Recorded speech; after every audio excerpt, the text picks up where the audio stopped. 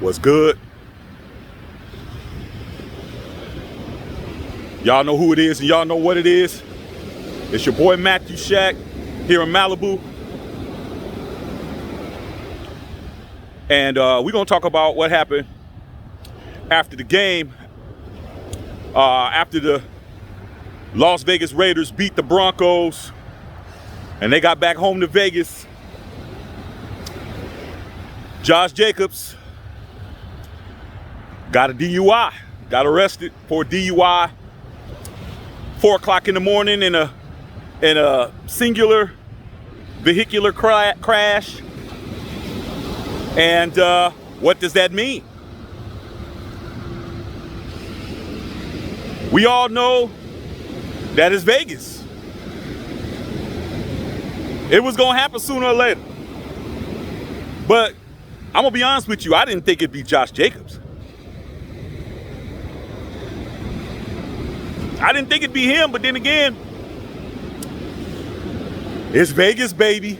And that's what happens. Whatever goes on in Vegas stays in Vegas unless you play for the Raiders, and then it becomes national news.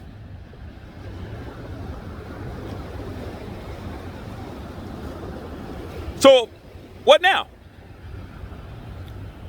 Well, here's the thing, man. Season's over. If it was going to happen, I'm glad it happened after the season was over. You're 22 years old. You're one of the best running backs in football. You're in Sid City. You had a good game. You scored a touchdown. You went over 1,000 yards for the second season in a row. You go out. You go to karaoke with your girl, with your homies. 4 o'clock in the morning. You allegedly had some things to drink. Too much of drinking. Crashed and all of that. Arrested. Booked. But there's one thing we're leaving out, man. Don't be surprised if this doesn't go anywhere, man. It's not really a big deal. It's a wake-up call. Josh Jacobs is now going to be the sacrificial lamb for the rest of the young players on the Raiders to not get caught up in no bullshit. That's pretty much what's going to happen. For the record, Josh Jacobs' lawyers have came out and said that they are strongly denying that he was ever drunk. They didn't take a blood test in Nevada. So there is no physical evidence that he was drunk. They're going to fight it. And they said that they're going to fight it. And I wouldn't be surprised that nothing happens. I'd be surprised if something didn't. But it'd probably be pleaded down, to something that's not drunk driving. There's other things that could be charged that is not as serious as a DUI. You could be charged with reckless driving under the influence. There's a bunch of little things that are underneath DUI that you could possibly get, that he could possibly get. But there's something that you guys are not overlooking, because I'm seeing that when John Gruden came out yesterday and he said, we're aware of the situation, we know what happened with Josh. The main thing is the kid wasn't hurt. Cars can be replaced. Vehicles can be fixed. Nobody lost their lives there. He did go to the hospital for some minor injuries as a precaution, but John Gruden wasn't tripping, man. And there's a reason why John Gruden wasn't tripping.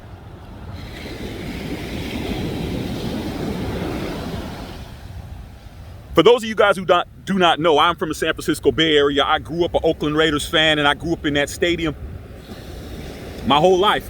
And I remember John Gruden, when he first became the coach of the Oakland Raiders, the first year, John Gruden, in October of 1998, got pulled over for drunk driving his first year as the coach of the Raiders. I'm going to say that again. Josh Jacobs' head coach had a DUI charge for drunk driving after a game. Coming home, for those of us that are from the Bay Area, coming home to Danville, where he was living in Black Hawk, from Oakland, got caught up in a drunk driving charge. What happened? He apologized for it. He said it wouldn't happen again. But it got knocked down to a lesser charge for a DUI. And that's what happened. So that's why John Gruden's not tripping. Oh, and another thing, when John Gruden was also the coach of the Tampa Bay Buccaneers, his brother Jay Gruden got arrested on a drunk driving charge in Tampa. So it's not a big deal, man. It's really not a big deal. The kid made a mistake. I don't think he's going to make another mistake, but I think that this is going to be used as a rallying cry against these other younger players that are in Vegas getting caught up with the glitz and glamour, being young, having money. And next thing you know, man, Popo is on their ass. So cut the kid a break, man. He's 22 years old. He plays good. He's a hard worker. He got caught up into the season. Didn't happen during the season. It's still very dangerous. It's still very reckless. It's still very immature. But when Mark Davis brought that franchise to Las Vegas, we knew that this could be a possibility. And I think that on the silver lining side, silver and black lining side, it ain't a big ass deal. So don't make a big ass deal out of it. I think it's going to be all good. I don't even think that they're going to file any charges, because who's financing that stadium? Las Vegas, the county of Las Vegas, and the state of Nevada. So it isn't in their best interest to really press this thing. But if they do, they'll probably plea bargain it down to something that's a lesser charge. First offense, no big deal. A lot of you guys are out there got drunk driving, so don't be out there trying to act like you better than somebody else, because you know damn well you probably got multiples. I know hell of people that got multiple drunk drivers and shit. Got to breathe into the damn car for it to start. So I don't have no drunk driving, just in case you're wondering. But 22 years old, millions of dollars. What would you do? You'd probably fuck up too. So let's just leave it at that. Keep it moving. See what happens. And pray that that he was unhurt and nobody else got hurt. All right, man. Love all y'all out there, man.